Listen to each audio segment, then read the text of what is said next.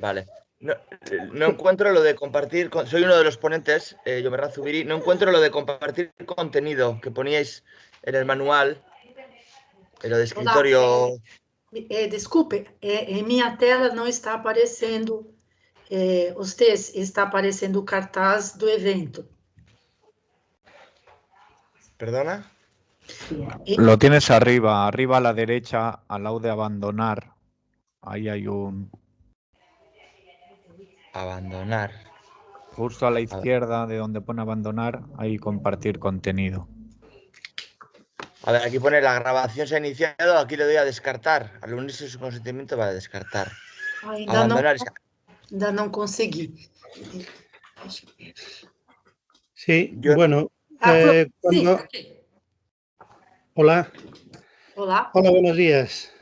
Vamos a comenzar entonces esta Hola. sesión. Sí.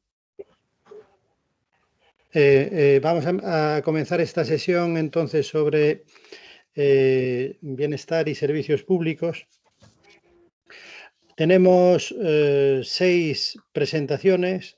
No sé si todos los que presentáis comunicación estáis presentes para hacer la presentación por el orden en el que está en el programa.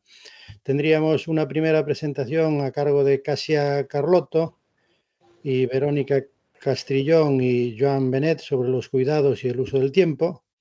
Luego está Bruno Varela y Carmela Sánchez Carreira sobre la segregación escolar. Elena Tola y Luis Cal sobre las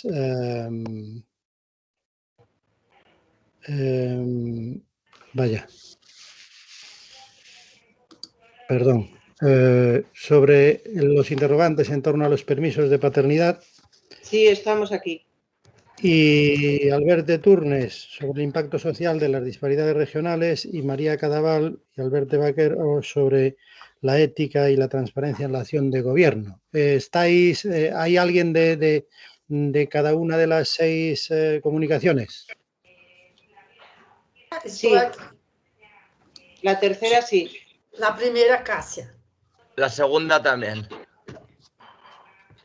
Bueno, pues entonces, dado que al menos hasta la tercera estamos presentes, vamos a comenzar. Como son 6 comunicaciones, vamos a tener poco tiempo para desarrollar todo, con lo cual vamos ya, y os pediría que hicierais la presentación en alrededor de 10 minutos para que pueda quedar 10-12 minutos, para que pueda quedar luego tiempo para un coloquio que será al final. Yo creo que es mejor hacer el coloquio al final de todas las presentaciones, si no corremos el riesgo de que alguna se nos quede luego demasiado apretada, ¿no?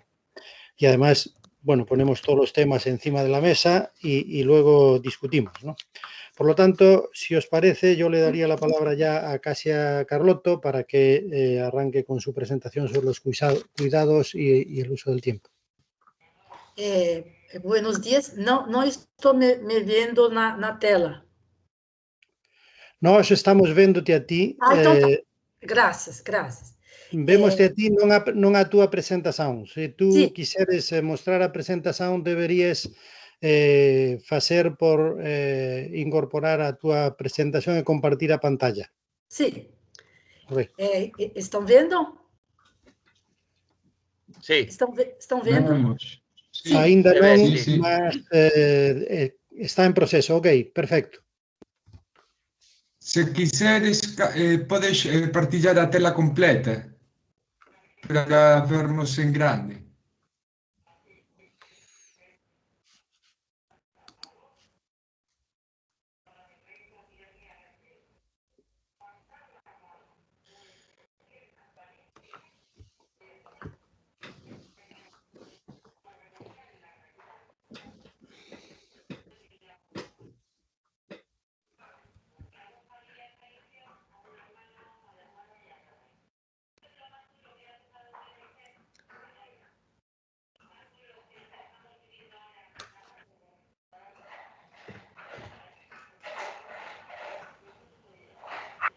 Olá, está me escutando? Adiante, Cássia, cando tú quiseres. Sim, é que caiu, eu vou colocar novamente a apresentação.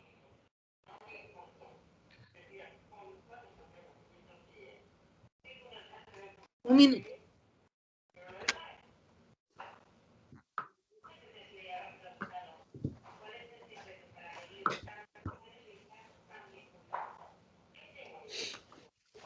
Já estou. Deixa eu pegar a apresentação.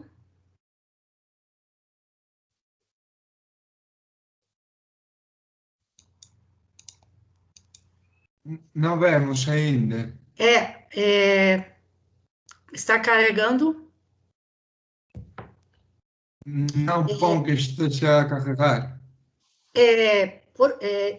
Peço que me deixe para a segunda, inverter, me deixe para a segunda apresentação, enquanto descarrego acá, para não atrapalhar. No, mas si tú quiseres mesmo co que se está vendo, si tú eres capaz de ir pasando a presentación, está ben, vese suficientemente. Tá, só um minuto.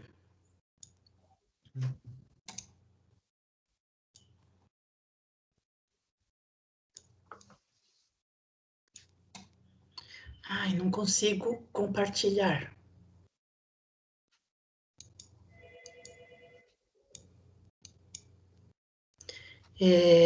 Tal como está compartillado, você pode baixar, ir baixando as diferentes... Pronto.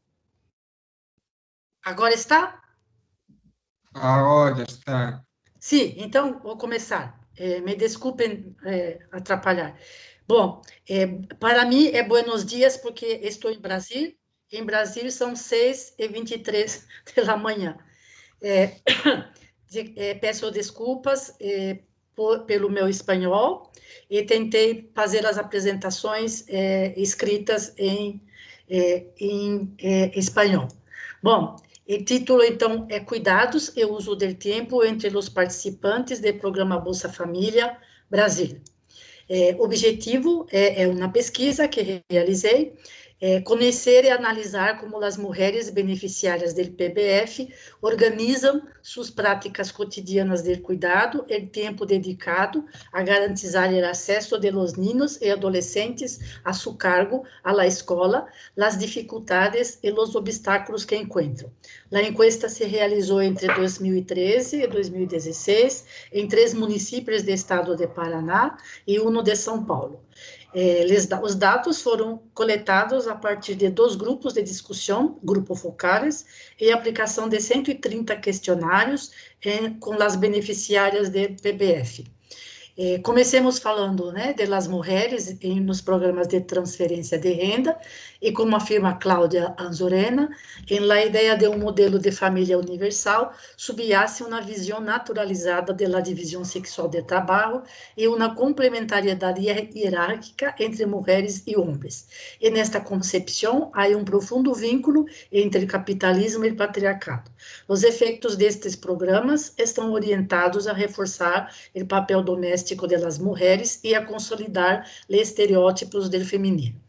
Em Brasil, o programa PBF tem início em mandato do presidente Lula, em 2003, e seu produto ocorre a reorganização e unificação dos programas que já existiam, Auxílio Gás, Bolsa Escola Federal e Bolsa Auxílio Alimentação. A aderir a este programa, as famílias beneficiárias se comprometem a cumprir os condicionantes em matéria de saúde e educação, que buscam contribuir a reduzir a deserção escolar, melhorar o rendimento escolar, promover as consultas pré-natais e elevar o nível de vacinação de los niños da população mais pobres. Em caso de incumprimento das condicionantes, as famílias estão sujeitas a sanção graduais, que vão desde a notificação à família, a advertência, o bloqueio e suspensão e até o cancelamento. Os condicionantes do PBF no Brasil, são a saúde, vacinação e pesagem de los niños, controle de las mulheres e idade reprodutiva. Educação, mantenimento de los niños com uma frequência escolar superior a 85%, hasta os 15 anos, e a 75% adolescentes de 16 a 17 anos. Assistência social, registro único e atualizado a cada 2 anos. A imposição de condicionantes imprime em los pobres a marca de la irracionalidade ou la incapacidade de conhecer seus interesses a largo prazo. É uma visão paternalista de la pobreza. Pressupõe que os pobres não sabem gastar nem actuar adequadamente e que necessitam que o Estado guie seu consumo e cuidado de sua prole. Sobre os cuidados, como los elaboramos. No âmbito da produção teórica vinculada à chamada economia feminista, surge a noção de economia do cuidado, bienes, serviços, atividades, relações sociais e valores relacionados com as necessidades mais básicas e relevantes para a existência e reprodução das pessoas em la sociedade. Uso do tempo. Nossa concepção é a partir da economia, também da economia feminista, adotamos a referência de Cristina Carrasco, que chama a atenção sobre uma característica deste trabalho que não é linear, pois segue o ciclo vital, intensificando-se quando se trata de cuidar a pessoas dependentes, niños, ancianos e enfermos.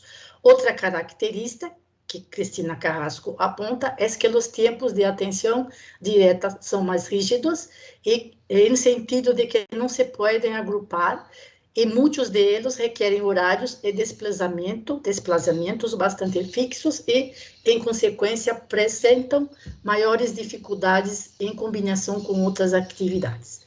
Só há que recordar os horários das unidades básicas de saúde, a escola e a dificuldade que as mulheres que trabalham em casa. Mi pesquisa, como la desenvolvi. Para detalhar as atividades, se buscou apoio em conceito de tempo diário de Los Aires Lopes e Domingues, centrado em las rotinas diárias enfocadas às atividades que se realizam em uma sequência temporal de um dia de 24 horas, com enfoque no cuidado de los hijos a partir da declaração das mulheres entrevistadas. As perguntas se organizaram em los seguintes módulos: alimentação, limpeza da casa, cuidado da roupa, compras diárias, cuidado direto do ninho e atenção à saúde. Em todas as perguntas, se perguntava quanto tempo passava e quem fazia as tarefas. Este detalhe da rotina foi estabelecido em função das atividades escolares de los niños e se organizou a partir das linhas de los grupos focais. A intenção não foi detalhar e quantificar pormenorizadamente o tempo dedicado às atividades, senão principalmente conhecer as atividades realizadas em la vida cotidiana e necessária para que os niños permaneçam na escola, cuidados tanto materiais como imateriais, e quem é responsável pela atividade. Assim, se tentou identificar e quantificar as tarefas que beneficiam direta ou indiretamente a los niños e adolescentes, a que também beneficiem os adultos, como, por exemplo, a preparação dos alimentos e cuidado das roupas. Tal. Bom, nossos resultados, muito rapidamente. As atividades para manter um ninho na escola não se limitam a levá-lo e traí-lo. Implicam uma série de tarefas destinadas a alimentá-lo, preparar o material escolar e os uniformes, orientar as tarefas escolares, participar em reuniões de padres, convencer a los niños que vai à escola. O fato de que a escola não seja em Brasil a tempo completo é um grande obstáculo para as possibilidades de trabalho remunerado de estas mulheres. Disponibilidade de tempo completo. Há niños de diferentes idades que estudam em diferentes colégios, em diferentes turnos. Há também a inseguridade nos bairros, que é um obstáculo importante e que exige tempo das mulheres para buscar e trazer os niños. Las mujeres entrevistadas señalaron las dificultades asociadas à escassa escolarização e a falta de conhecimentos para ajudar a seus hijos em las tareas escolares. Se a dificuldade com os hijos menores é levá-los e traí-los da escola, a dificuldade com o hijo adolescente é que se nega a ir à escola e as que lhe causa mais sofrimento. Preocupação por receber o benefício, pero sobretudo por a importância da educação e também pela educação para o futuro dos niños. Sobrecarga emocional para as mulheres, já que têm que lidar com problemas que a maioria das vezes não são suas responsabilidades ou da família, senão das políticas públicas e que têm um impacto direto na prestação de cuidados. Aqui, outras questões, estigmatização das famílias beneficiárias e prejuízos contra os alunos em las escolas por serem beneficiários do programa Bolsa Família, evasão e abandono escolar dos jovens, reuniões escolares em horário laboral, para assistir devem ausentar-se do trabalho, como a maioria são jornaleiros, a ausência significa deixar de cobrar. Fragmentação da jornada organizada segundo o horário escolar, o que eles fazem com que gastem muito mais tempo. O cumprimento desta agenda de compromissos só coloca uma preocupação mais para a mulher titular do PBF, é dizer, a de assumir a responsabilidade exclusiva do cuidado, insertando em sua rotina diária atividades que deveriam ser controladas por Estado e que se não cumprem, serão penalizadas com a perda de benefício ou suspensão. As considerações finais. A investigação mostra que os beneficiários do PBF, em sua maioria, são de raça negra, são os principais responsáveis pelas atividades e tarefas de cuidado, e que há uma diversidade de atividades diárias que implicam um tempo que se pode medir e um tempo sentido e vivido, que muitas vezes não se pode contar nem evaluar por el tempo de reloj. Hecho de que o PBF prime o direito das mulheres e condiciona a percepção da prestação à presença de los hijos na escola, además da atenção sanitária básica, aumenta a responsabilidade das mulheres em cuidado de seus hijos. As mulheres em situação de extrema pobreza, precisamente por ocupar uma posição subordinada na hierarquia de gênero e por desempenhar um papel fundamental na reprodução social, como demonstra a investigação, não só nossa, como várias outras, são as que mais sofrem a sobrecarga em que se converte a família devido à nova ordem da política social em tempos neoliberais e de políticas familistas e de familiarização. Sem o Estado como principal agente de proteção social, através dos cuidados do ninho, a saúde, a educação ou as prestações monetárias para os ninhos, os anciões e os enfermos, se encontram de novo desprotegidos e atrapados em roles e funções tradicionais. Estas funções, como se ha visto, foram utilizadas e reafirmadas por muitos países latino-americanos quando empezaram a desplegar seus programas de transferências condicionadas de renda. As mulheres acabam tendo o papel de responsáveis por la gestão de los condicionantes de los programas. Termino com duas falas narrativas de duas mulheres em grupo focal. Esta é de uma senhora já abuela. Cuido de mis netos, cuido de minha madre e também de meu hijo. Minha hija recebe Bolsa Família e eu tenho um marido que é alcoólico, não se responsabiliza de nada. Assim que cuido de mis netos para que minha hija pueda trabalhar e em vertedero para pagar mis faturas.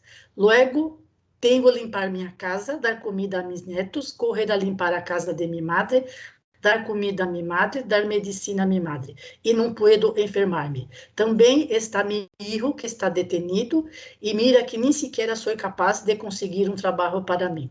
Assim que me ocupo, Hablo de verdade, me culpo de mis netos para que minha hija pueda manter-me e pagar mis faturas. E dou graças a Deus para ter a minha hija que vino a dizer, vino a viver acerca de mim. E, finalmente, uma questão que apareceu muito forte em grupos focais, que é o sofrimento mental, e que ocupa a mente de forma a preocupar, a deixar inseguras as mulheres. E uma das mulheres, quando perguntado o que se ocupa mais, o que lhe gasta mais tempo, nos responde: mi tempo é mi mente preocupada. E por fim, as referências. Muitas graças e desculpe por ter falado tão rapidamente. Há muito mais questões que foram abordadas e coletadas nas pesquisas, e estou depois disponível para responder as indagações. Graças. Muito obrigado, Kasia. Logo teremos oportunidade de debatir en torno aos resultados tan chocantes desta pesquisa. Logo ten a palabra Bruno Varela e María do Carmen Sánchez Carreira para facer a súa presentación. Cando quiseres, Bruno. Hola, buenos días. ¿Se me escucha bien? Sí, adelante. Sí, vale, porque ayer tuve problemas de sonido y no queríamos volver a caer en la misma problemática. Vale, mi compañera Carmela Sánchez y yo trabajamos esta ponencia de la segregación escolar y las aspiraciones educativas, y lo hacemos un estudio de caso de corte regional. Analizamos si hay una relación estable. El objetivo de nuestro trabajo, de nuestra investigación, es analizar la segregación escolar en Galicia en los territorios de mayor tamaño, que próximamente lo vamos a definir, y cómo va a influir la segregación escolar sobre las aspiraciones educativas en Galicia. Unas primeras ideas clave que me gustaría asentar es la idea de equidad educativa, aspiración educativa. La equidad educativa es toda aquella situación social, económica y cultural que no repercute negativamente y o garantiza la igualdad de oportunidades o de resultados. Y la aspiración educativa es un escenario potencial que no ha ocurrido, pero que nos da una idea aproximada de lo que es el futuro. Además, la segregación escolar es un patrón de escolarización que se produce por determinados factores que pueden ser culturales, raciales, étnicos, de género, por ejemplo, cuando separaban a niños y niñas en las aulas. Y la tipología que puede abordar la segregación es múltiple, porque es un análisis multidimensional. Puede ser una segregación académica o institucional, por ejemplo, que separemos a los niños y a las niñas por su nivel de rendimiento académico. La segregación por el servicio público, que pueda ser público-privado, quien da el servicio. Después, algunos procesos pueden ser los sistemas de admisión, de distribución del alumnado y definición de las zonas de captación. Esto está más relacionado con una segregación que es de tipo geográfica, pero que tiene consecuencias después en la escolarización del alumnado. La metodología que vamos a seguir es en base al informe PISA, que elabora la OCDE con una recurrencia de cada 3 años, y se centra en 3 competencias: la lectora, la de ciencias y matemáticas. Una idea interesante es que a partir de los cuestionarios que se hacen en PISA se puede estimar la riqueza familiar del alumnado, y esta riqueza familiar se elabora en base a 3 variables, que es la ocupación parental. Siempre se recoge el mayor valor, tanto de la madre o del padre, los estudios alcanzados por los progenitores y las pertenencias materiales del hogar. ¿Qué vamos a considerar ciudades? Lo vamos a ver en la diapositiva que viene después, y vamos a utilizar índices de segregación, regresiones y análisis bivariantes. Bueno, las comunidades educativas que divide PISA son 5, pero en Galicia solo podríamos coger 4 por las limitaciones poblacionales que hay. Nosotros vamos a centrar en las 2 grandes áreas, en las de 15.000 a 100.000 y de 100.000 a 1 millón de habitantes. Los índices que se utilizaron para este estudio son el índice de Gorar y el índice de aislamiento. Gorar lo que nos dice es la uniformidad que hay en una comunidad educativa y las escuelas, es decir, por ejemplo, pensamos en Galicia, tenemos que el número de alumnos vulnerables es un 10%, pues el 10% también debería ser el número de alumnos en todas las escuelas para que el índice sea 0. Cuanto mayor es, mayor segregación hay. Otro análisis de la segregación puede ser el índice de aislamiento, que lo que nos mide es la participación relativa en el determinado grupo. Aquí vemos, por un lado, la separación por percentiles y por cuartiles, cómo la segregación escolar en Galicia es mayor en las clases más adineradas que en las clases de los grupos vulnerables. Esto también se replica con el índice de aislamiento. ¿Por qué? Porque, por ejemplo, vemos que el cuartil 3 tiene un 0,37 e implica que un alumno o alumna que se encuentra en esta bolsa de alumnado tiene un 37% de posibilidades de encontrarse con un par dentro del propio aula. Aquí vemos la relación que existe entre la desviación estándar del ISEC y el ISEC medio de la escuela, que lo que nos dice es que las escuelas más homogéneas en perfil socioeconómico realmente tienen un índice socioeconómico y cultural más elevado. Mientras que las que presentan mucha mayor diversidad de perfiles realmente también tienen asociada una menor riqueza económica y cultural. Aquí también vemos, enfatizamos la idea de que la escuela pública tiene mayor número de alumnado, mayor alumnado segregado de clases socioeconómicas bajas y, por el contrario, el alumnado que pertenece a grupos más pudientes se encuentran sobre todo en la escuela privada concertada. Vale, pues ¿quién tiene aspiraciones más altas? El debate de la escuela pública y privada. Vamos a analizar conjuntamente las expectativas laborales y formativas porque por problemas de desinformación que tiene el alumnado muchas veces no son conscientes o no asocian de manera bien que una determinada formación se corresponde con una determinada ocupación laboral. Esta disintonía, por ejemplo, aquí la vemos y los estudios universitarios se producen en todos los niveles de estatus laboral que anhela el alumnado y, por ejemplo, lo que hicimos fue separar el índice ocupacional por cuartiles y vemos que carece un poco de sentido que si una alumna quiere ser mecánica, que igual podría estar en el estatus Q1, Q2, realmente no precise estudios universitarios, pero lo usual sería que respondiera que quiere alcanzar este tipo de formación. El nivel de aspiración educativa por escuela pública o privada sí que encontramos una gran diferencia entre la escuela pública y privada, pero esto no está asociado al rendimiento, porque la puntuación en ciencias en las escuelas públicas es mucho mayor en el caso de la escuela pública y incluso en el caso de matemáticas, que tienen una puntuación más o menos pareja, si tenemos en cuenta el índice socioeconómico y cultural y corregimos para dotar más o menos de equidad al sistema, sería mucho mayor también el rendimiento en matemáticas en la escuela pública.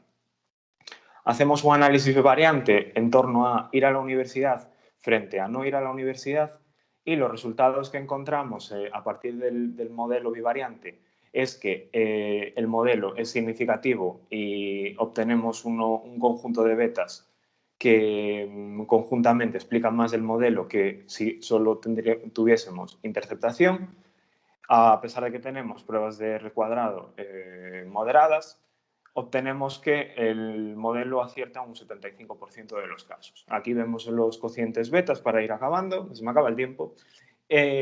Las variables que vemos aquí, pues la nota en ciencias, la contribución a la un efecto positivo sobre las aspiraciones educativas de ir a la universidad. Nos puede crear cierta controversia que el nivel de segregación realmente esté asociado a querer ir a la universidad, pero también tenemos que tener en cuenta el análisis descriptivo que hicimos antes, en el que las escuelas más segregadas normalmente estaban en la élite de la segregación, es decir, los grupos más pudientes, mientras que los grupos más desfavorecidos tenían índices un poco menores.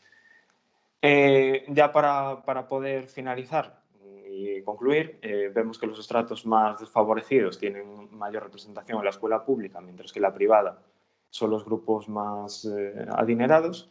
Vemos que el índice de Gorar empleaba la uniformidad, mientras que el de aislamiento emplea la probabilidad de encontrarte con un par del grupo.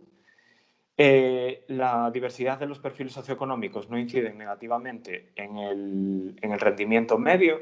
Justamente las escuelas públicas obtienen un mayor rendimiento medio y no por ello quieren aspirar a estudios más altos. Aquí lo que está influyendo realmente es que el autoconcepto o las restricciones financieras que tengan de cara a futuro no les permiten tener mayores aspiraciones educativas. Y aquí tenemos la bibliografía que hemos utilizado para la investigación y nada, muchas gracias. Espero que no hubiese problemas con esto. Moi ben, moitas gracias, Bruno. A continuación, bueno, despois faremos un debate tamén sobre esta cuestión e a continuación doulle a palabra a Verónica Castrillón e Joan Bernat, que pidolle disculpas porque realmente no programa estaban eles xusto na segunda posición para a presentación e por un despiste meu, pois, esquecinme. Por lo tanto, le pido a Verónica y a John si pueden incorporarse para hacer su presentación sobre una propuesta de reducción del tiempo de trabajo en España.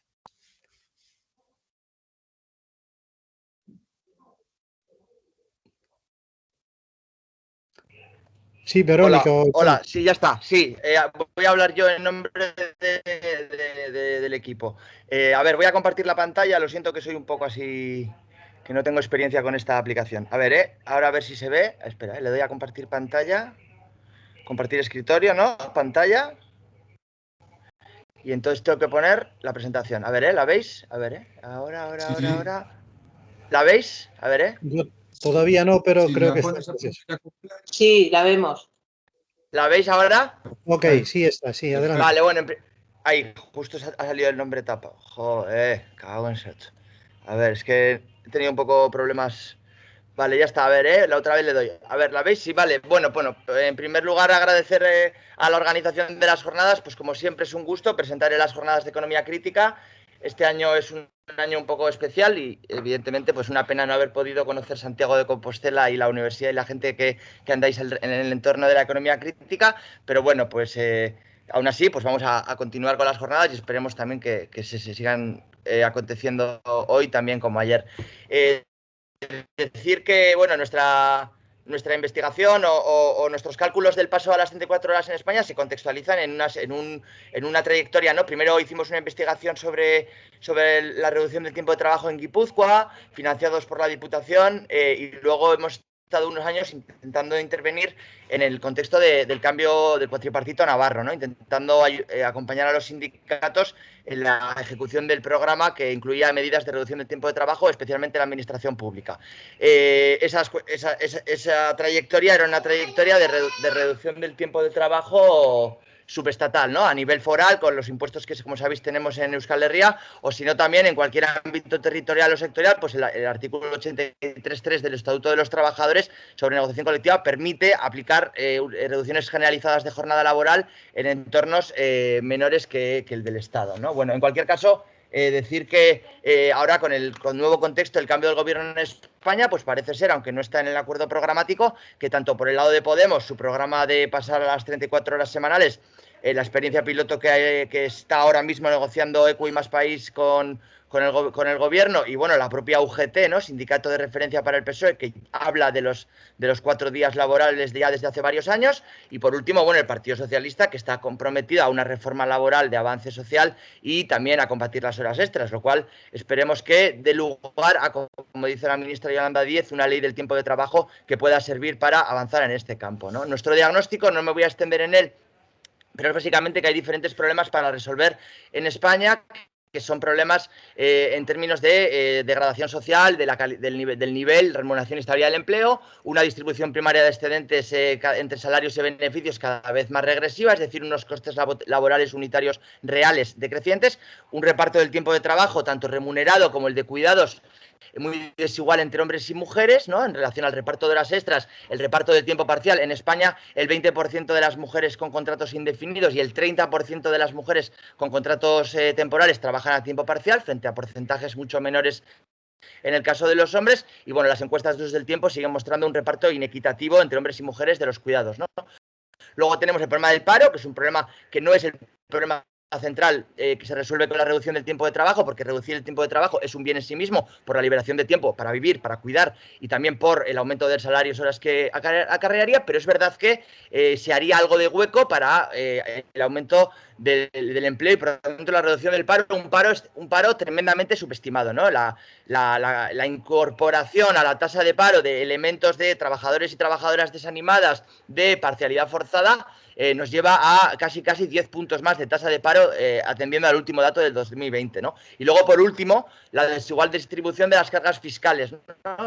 Como cada vez más, y aquí sí que presento, ahí podéis ver solamente 2 de estos datos, la evolución de las productividades y de los salarios hora, cada vez una distribución desigual de la renta, y también, y el segundo gráfico que tenéis en pantalla es de la agencia tributaria, dato de 2019, estamos viendo cómo desde la crisis del 2008 ha habido una recuperación del nivel de beneficios empresariales, pero hay un quiebro en la recaudación, tanto en la base imponible como en el impuesto de vengado, muy, muy importante, que nos da un amplio margen de maniobra para que la reducción del tiempo de trabajo generalizada y sustancial para el conjunto de la clase trabajadora sea financiada íntegramente por las empresas, tal y como defendemos Verónica Castrillón y yo, ¿no?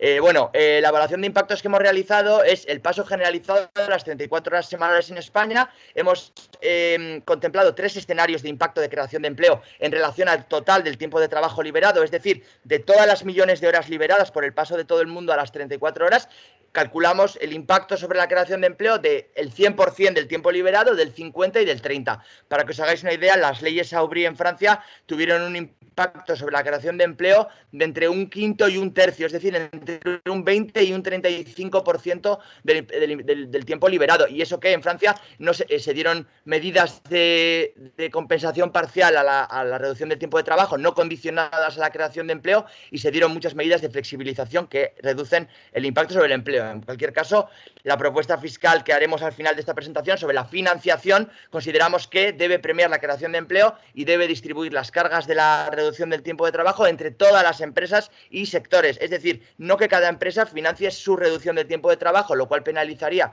a las empresas más intensivas en trabajo y descargaría a las empresas más intensivas en capital. Consideramos que hay que establecer un mecanismo fiscal equitativo de financiación, vamos a decir, a escote. En los 3 escenarios, como podéis ver en pantalla, pues hablamos de una creación aproximada de unos 520.000 empleos en el caso más conservador y hasta de 1.800.000 empleos en el impacto del 100%. Nos podríamos mover en torno a la franja de 500.000, 600.000 empleos como mínimo que se crearían por el paso generalizado de las 34 horas.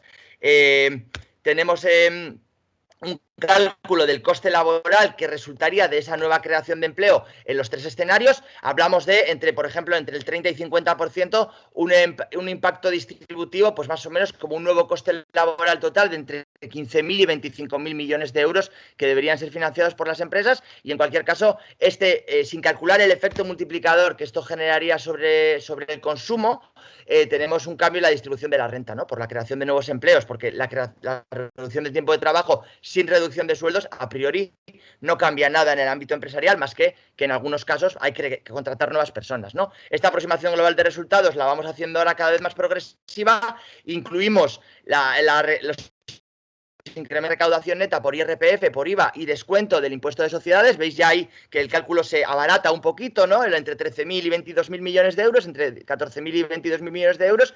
Y por último, si incluimos el cálculo de las prestaciones, el ahorro en prestaciones por desempleo supuesto de las nuevas contrataciones, pues vemos que laboral por el escenario más conservador de casi 14.000 millones de euros que tienen que financiar las empresas, pues también supone un incremento muy importante de la recaudación de la seguridad social, un incremento menos importante de la recaudación neta en otros impuestos y sobre todo también un ahorro en prestaciones. Es decir, básicamente, tanto como para los nuevos empleados, sería muy ventajoso para las arcas públicas en sus diferentes partidas. Veis ahí el reparto, ¿no? De ese coste laboral neto descontadas prestaciones, pues cómo se reparte entre nuevos salariados, seguridad social y aumento. Luego hemos calculado algunos cálculos, hemos hecho algunos indicadores utilizando los datos de la agencia tributaria para ver cómo la composición empresarial en España muestra diferentes indicadores que dificultarían que las empresas con menores márgenes brutos de explotación y tasas de plusvalía hiciesen la RTT autofinanciándosela a ellas mismas, ¿no? Por eso defendemos que el impacto de la RTT, que en realidad es una recomposición de los salarios y los beneficios y que para que no afecte a las empresas más intensivas en trabajo, pues debería tener en cuenta esta cuestión de que la distribución de los costes debe ser más equitativa. Nosotros una impuesto sobre la cifra de negocios que se deduciría luego con costes de nueva contratación, lo cual nos llevaría a, básicamente, si buscamos un resultado neutral de este impuesto a nivel agregado, pues nos llevaría a que las empresas que, fruto del paso a las 34 horas, hacen muchas contrataciones, hacen contrataciones nuevas por encima del coste que les supone el pago de este impuesto o de esta parte del impuesto de sociedades, las empresas resultarían subvencionadas.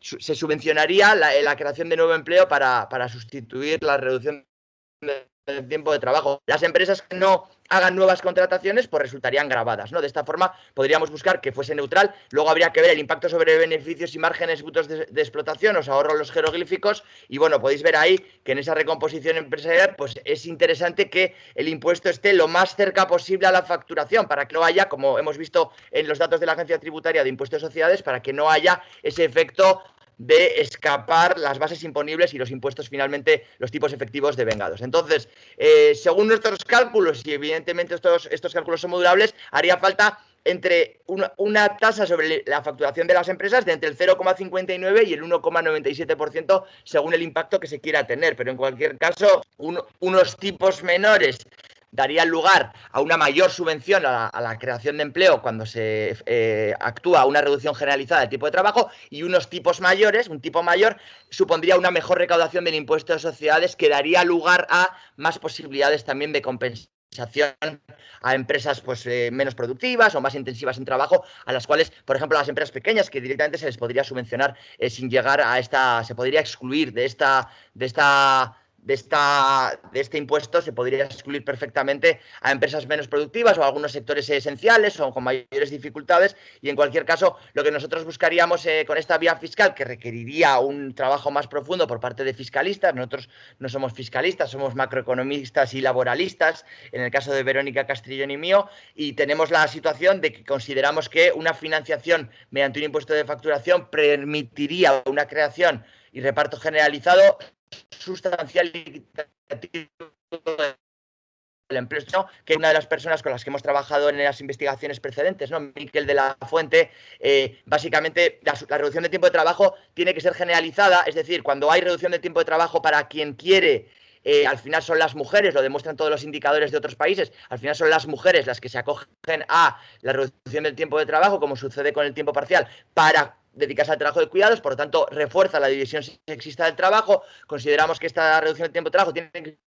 ser sustancial, es decir, si reducimos muy poquito, si reducimos 1 hora o 2 horas, al final las empresas introducen, o sea, como repercuten todo eso en aumentos de productividad, fruto de reorganización del trabajo, y por lo tanto no hay ningún impacto sobre la creación de empleo. Y como decimos, para terminar, consideramos que la reducción del tiempo de trabajo generalizada y sustancial, sin reducción de sueldos, tiene que financiarse de una forma equitativa entre el conjunto de las empresas, de forma que la diferente composición por tamaños, por sectores del mundo empresarial pueda hacer frente a esta medida. Y decir, por ejemplo, que se podría aplicar progresivamente, primero para las empresas más grandes y luego para las empresas más pequeñas, como por ejemplo se hizo en los años 98 y 2000 en Francia.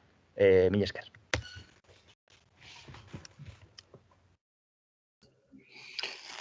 Ok, muchas gracias, John. Luego debatiremos entonces. A continuación, le pido entonces a Elena Martínez y Luz de la Cal o Mercedes Larrañaga y Yolanda Jubeto si pueden hacer la presentación de su comunicación. Sí, hola, buenos días. ¿Se me oye bien? Sí, Se te oye bien, Mariluz. Bueno, buenos días. Bueno, hola, Xavier. Hola a todos los demás. Y bueno, en primer lugar, agradeceros la organización de estas jornadas en estas condiciones que son un poco más difíciles. Y bueno, pues al igual que John Ver, voy a decir yo también que me quedo con mucha pena de no poder haber ido a Santiago, de no haber podido ir a Santiago. Voy a compartir pantalla. No sé si podéis ver ahora lo que estoy proyectando. No, perdón, John, debería... Ah, sí. Que estaba todavía la... Sí, ¿se ve ahora? Sí, sí, perfectamente. Se ve. Bueno, pues entonces comienzo. A ver, nosotras, bueno, pues hemos examinado un poquito cómo son los modelos de conciliación en diferentes países europeos y, bueno, pues queríamos un poco testar cuál podría ser el efecto de la ampliación, de la reciente ampliación de los permisos de paternidad que se ha producido en el caso del Estado español, ¿no? Y para eso, bueno, pues hemos preparado esta comunicación. Entonces, bueno, pues en primer lugar lo que hemos hecho es identificar los modelos de conciliación existentes. Luego hemos establecido una serie de relaciones entre las brechas de género que existen en el mercado laboral y esos modelos de conciliación en los diferentes países de la Unión Europea. Y bueno, pues por fin hemos intentado testar si las ampliaciones que se han producido en los permisos de paternidad, bueno, pues qué potenciales beneficios y qué limitaciones tienen en cuanto a mejorar la equidad de género en el mercado laboral, que es un poco el asunto que a nosotras nos preocupa, ¿no? ¿Qué es un modelo de conciliación o qué entendemos nosotras por modelo de conciliación? Bueno, pues hablamos de arreglos que surgen de las combinaciones entre los servicios públicos existentes para el cuidado de menores. Me refiero al cuidado de menores porque en este trabajo se refiere solo a eso, los permisos existentes para el cuidado de los menores y los permisos de nacimiento y luego la flexibilidad de los puestos de trabajo, ¿no?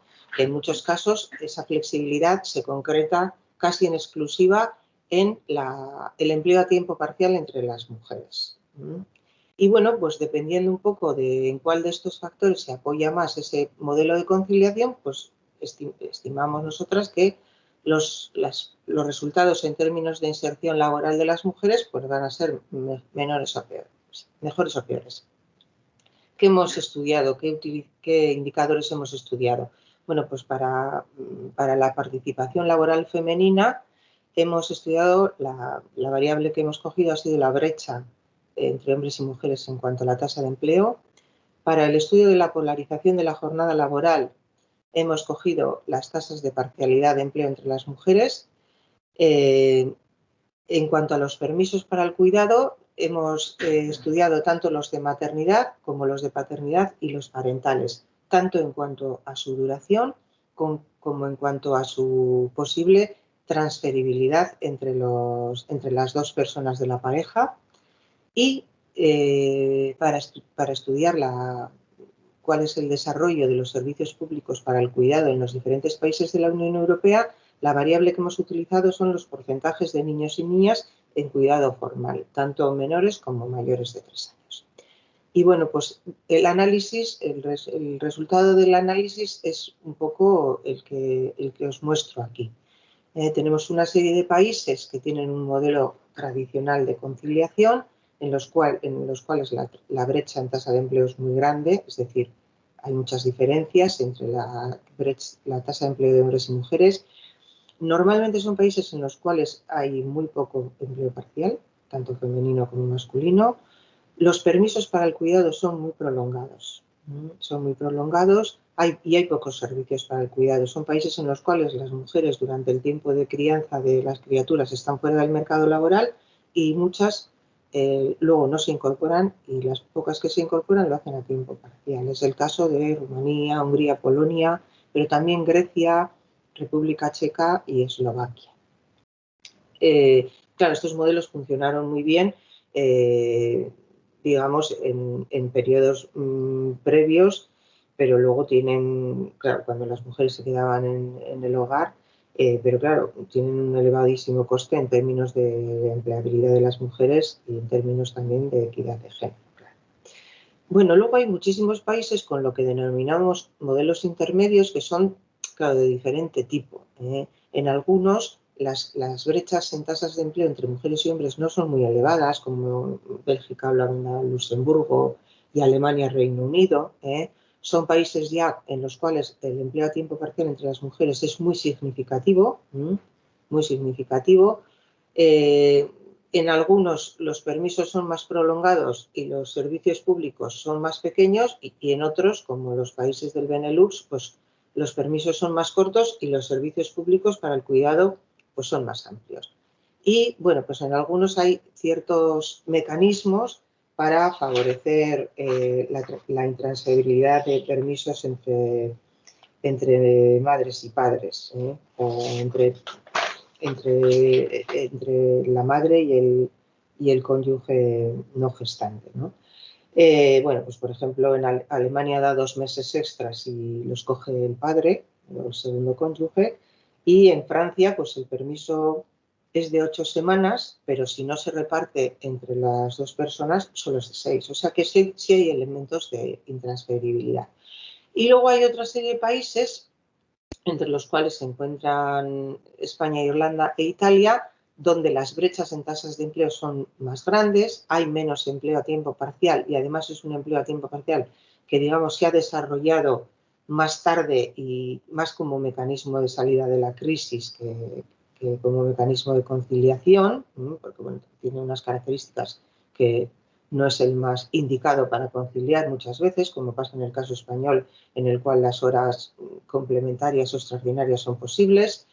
Y bueno, pues en estos los permisos para el cuidado son relativamente prolongados y los servicios no son tanto. Y por último, hablamos de los modelos progresistas, pues que son ya verdaderamente modelos de corresponsabilidad y no tanto de conciliación, típicos de los países nórdicos, con tasas de empleo, con brechas en tasas de empleo pequeñas, permisos amplios, pero también amplios servicios para el cuidado y elementos muy importantes para la intransferibilidad, o sea, para que los permisos se repartan de manera equitativa entre las 2 personas de la pareja, ¿no? Y bueno, pues visto esto un poco, llegamos a la conclusión de que no es tan sencillo, sí es que se pueden hacer algunas sistematizaciones y clasificaciones, pero no es tan fácil ligar los servicios para el cuidado y los permisos por una parte con la equidad de género en el acceso al empleo por otra. No es tan fácil. Hemos visto que hay muchos casos que se nos quedan fuera de esta sistematización que hemos querido hacer, ¿no?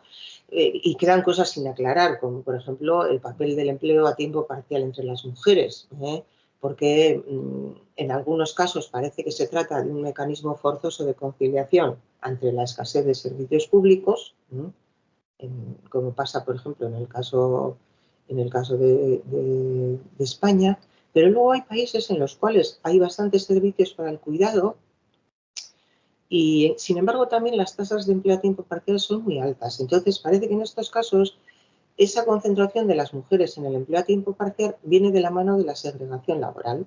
Ellas trabajan en sectores que son intensivos en mujeres y en sectores que han hecho de la contratación a tiempo parcial un modo de gestión de los recursos humanos. Y esto es otro tema, ya que no tiene que ver con la conciliación, sino con otras cosas, ¿no? Y luego hay otra serie de factores que no hemos considerado en este análisis y que deberíamos de considerar a futuro, como las diferentes tradiciones de relaciones industriales en los países y valores sobre los roles de género, que deberíamos de tener en cuenta para futuros análisis. ¿Qué podemos esperar de la ampliación de los permisos de paternidad, que se ha presentado como una política un poco estrella, ¿no? Hombre, pues entre países las situaciones son muy diversas, no me voy a poner a describirlas ahora porque igual me lío y no quiero tardar más de lo que me corresponde.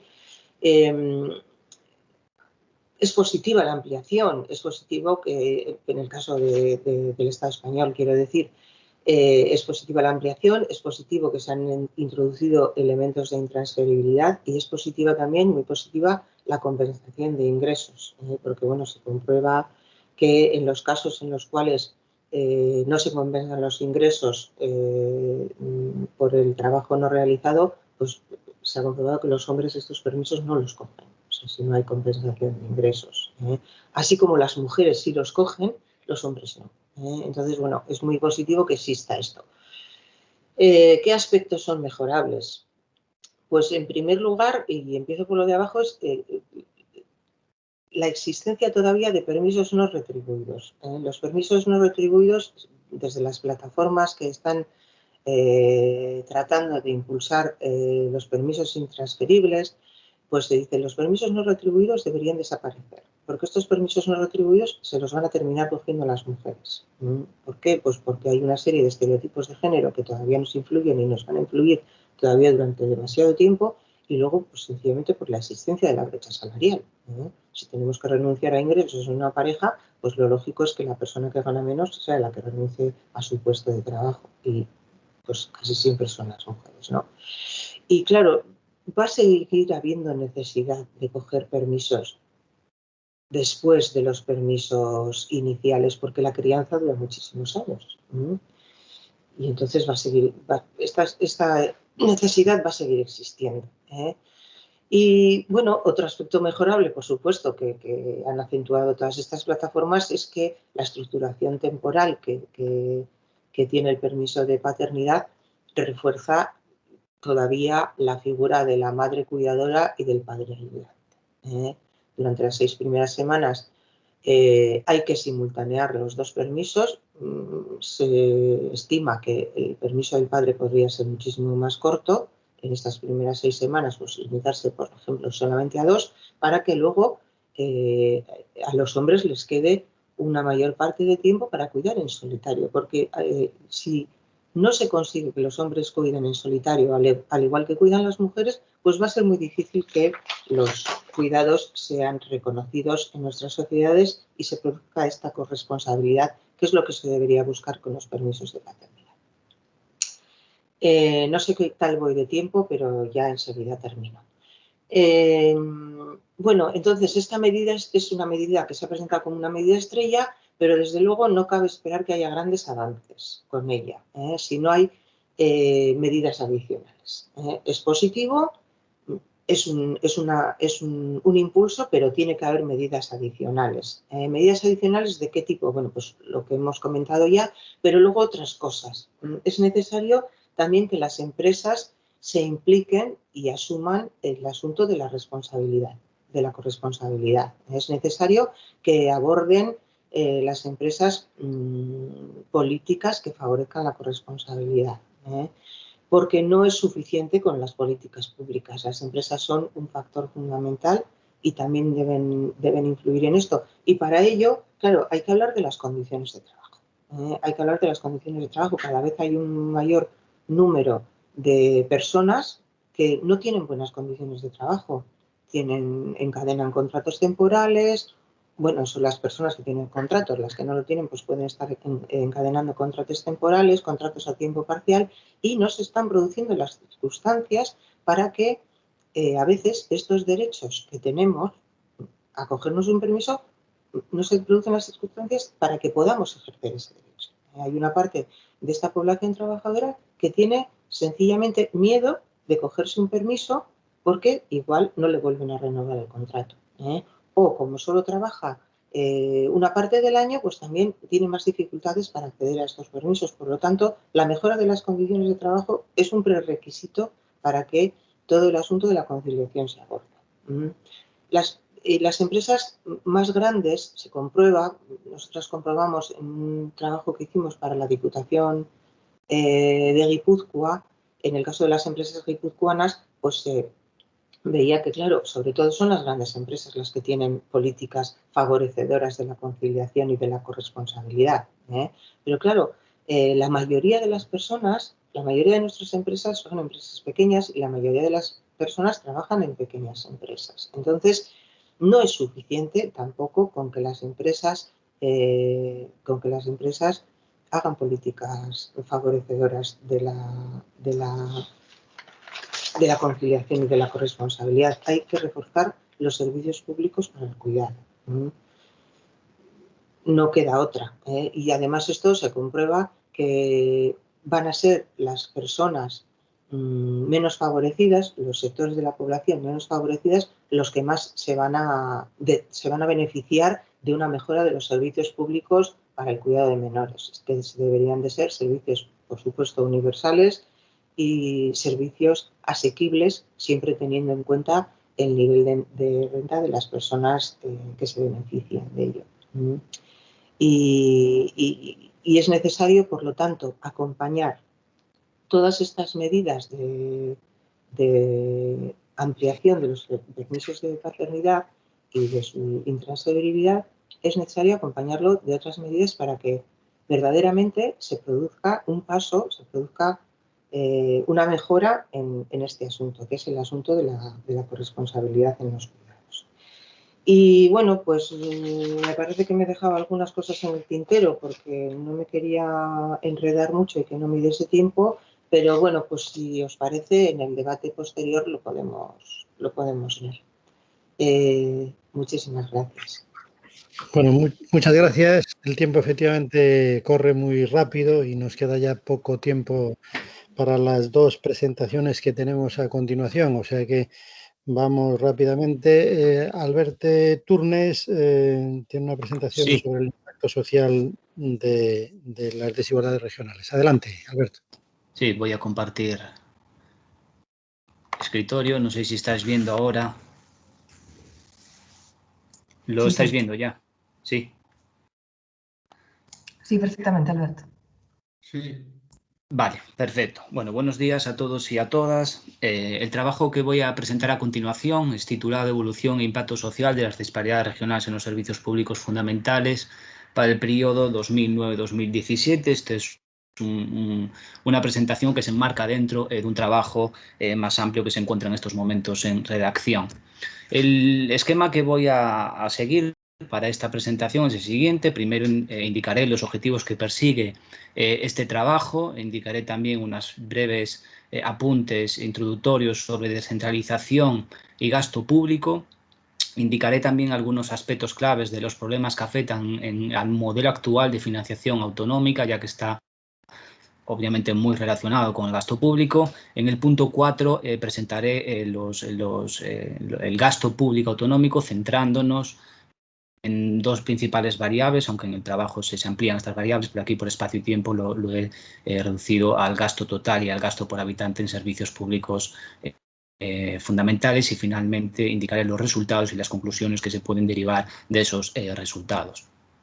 Bien, los objetivos. Este trabajo parte de una reflexión causada por la pandemia que estamos sufriendo, que tiene un gran impacto, obviamente, en primer lugar en la sociedad y, en segundo lugar, en la economía, ¿no? y especialmente en nuestros servicios públicos. Por lo tanto, lo primero que queremos analizar es en qué situación se encuentran estos servicios públicos para hacer frente a todos los problemas que derivan de la COVID-19. Para ello pretendemos analizar la evolución del gasto público, qué cambios ha sufrido el gasto público en el periodo 2009-2017, teniendo en cuenta que en este periodo se encuentra dos subfases, una fase del 2010 al 2014, caracterizada por una caída económica y por fuertes recortes de gasto público, y otra de 2015 al 2017 que se caracteriza por una expansión económica y, bueno, por un crecimiento del gasto público en menor medida que el incremento del PIB, ¿no? Hubo crecimiento del gasto público, pero en menor medida el crecimiento del PIB. Pretendemos analizar las disparidades territoriales en esta evolución del gasto público durante estos años. Y finalmente también queremos pensar desde una perspectiva quizás más ortodoxa, una vez que se acaben todas estas medidas que han suspendido del control de gasto público, de la expansión cuantitativa, una vez que esto finalice y nos preguntemos si tenemos que volver al ajuste fiscal que se llevó a cabo en los años 2010-2014, y si tenemos margen, si podemos llevar a cabo este ajuste fiscal, ¿no? Teniendo en cuenta el déficit y la deuda con la que nos vamos a encontrar. Bien, centrándonos ya en la introducción, el proceso de descentralización en España no fue homogénea, fue desigual. Hubo dos artículos, el 151 y el 143, el 151 que le concedió el estatuto a aquellas comunidades históricas, y el 143 que posteriormente concedió la autonomía a las comunidades autónomas restantes. Por el lado de la descentralización fiscal fue más lento y más complejo. Hay que esperar hasta los años 80 cuando se lleva a cabo este proceso de descentralización fiscal con la cesión de determinados impuestos como el de patrimonio, transmisiones y juego, y también comienza la cesión de los grandes impuestos considerados, IRPF, IVA y sociedades. En los años 80 se cede el 15% de la recaudación a las comunidades autónomas. Es en la década de los años 90 cuando se produce un punto de inflexión y se incrementa la cesión recaudatoria del 15 al 30% del IRPF, y además se cede cierta capacidad normativa sobre este impuesto. En la actualidad sabemos que es el 50% del IRPF, cierta capacidad normativa, y 50% del IVA. Este proceso de descentralización ha derivado en que hoy las comunidades autónomas son las que proporcionan los servicios públicos fundamentales, y el gasto en estos servicios representa el 60% del gasto total de las conjuntas de las administraciones públicas, no siendo las comunidades autónomas quien gasta el 38% y la seguridad social el 52%. En el 2008 aparece una crisis financiera muy profunda que en España tiene una incidencia superior a la media debido principalmente al modelo de acumulación que se había generado en los últimos años, y esa burbuja inmobiliaria. Y en el año 2010, que es cuando empieza a tener reflejo a nivel presupuestario la crisis económica, del año 2010-2014 el gasto financiero de las comunidades autónomas se redujo un 14% como media, ¿no? De forma paralela a esta reducción del gasto no financiero de las comunidades autónomas hay un incremento muy notable de la deuda de las comunidades autónomas. No me voy a meter aquí en los mecanismos diseñados por la Administración Central para hacer frente, para que las comunidades autónomas hiciesen frente a este incremento de la deuda, pero señalar que si en el año 2009 la deuda de las comunidades autónomas, del conjunto de las comunidades autónomas, representaba el 8,7% del PIB, en el año 2017 pasó a representar casi el 25%, y en la actualidad, lo miré el otro día, al cierre del año 2020, la deuda era del 26,3%, la cifra más elevada, ¿no? Alcanzando casi los 302.000 millones de euros, ¿no? Cuando hablamos de gasto público y que queremos analizar en qué nivel se encuentra en comparativa con otros países, si analizamos con el resto de los países de nuestro entorno, de la Unión Europea, centrándonos en la zona euro, por ejemplo, estos países, el gasto en sanidad, en educación, en protección social representaba el 31,1% del PIB, ¿no? Mientras que en España este gasto era del casi 27%. Esto implicaría que si quisiésemos tener un nivel de gasto en estos servicios públicos similares o igual, que convergiese con la UE 19, tendríamos que incrementar nuestro gasto en casi 52.000 millones de euros. Bien, pasando ahora a los problemas actuales de financiación autonómica, sabemos que el modelo actual es un modelo del año 2009 que tenía que haber sido ya reformado o revisado en el año 2014 por profundos problemas económicos derivados de la crisis del año 2008 y por problemas políticos. No se ha llevado a cabo esta reforma, se ha creado una comisión y de hecho se ha publicado una reforma de la misma, pero no se ha aplicado. De manera resumida, los problemas que presenta este modelo de financiación que nos indica la literatura existente es, en primer lugar, un problema de año base, el problema de que ha sido escogido un año base sobre el que fue construido el modelo. No era el correcto porque era un año en crisis y por lo tanto hemos acusado la elección de ese año como año base, ¿no? Existe un problema muy importante de suficiencia de recursos. Los recortes fueron realmente muy duros y la contención del gasto público fue realmente muy dura. Si en el año 2003 el volumen total del sistema, de recursos del sistema, era de 103.600 millones de euros, en el 2013 pasó a ser de 89.500 millones y en el 2014, cuando empieza teóricamente o esa recuperación del gasto, aún se situaba en los 93.561 millones de euros, ¿no? Pérez et al. Señala muy bien cuáles son los principales problemas en relación a la suficiencia de recursos que presenta el modelo actual, ¿no? Si queremos cubrir las diferentes necesidades de gasto que presentan las comunidades autónomas, sería necesario aportar 16.674 millones. Si quisiésemos mantener unos servicios públicos fundamentales por unidad de necesidad de gasto del año 2007, habría que incrementar nuestro gasto alrededor de entre 21.000 y 27.000 millones de euros. Y en este caso, si queremos converger con la Unión Europea 27, serían necesarios casi 40.000 millones de euros, ¿no? Al mismo tiempo, si quisiésemos mantener un gasto similar al de los territorios forales, el gasto necesario sería de casi de 50.000 millones de euros. Otros problemas que presentan el modelo de financiación actual. Uno de ellos estaría relacionado con la autonomía financiera. Es cierto que en los últimos modelos se fue incrementando esta autonomía financiera. Las comunidades autónomas, como indica ahí, pasan a controlar en el modelo actual el 25% de los recursos tributarios, pero solamente tienen capacidad normativa sobre el 13% y gestionan plenamente el 6,4%.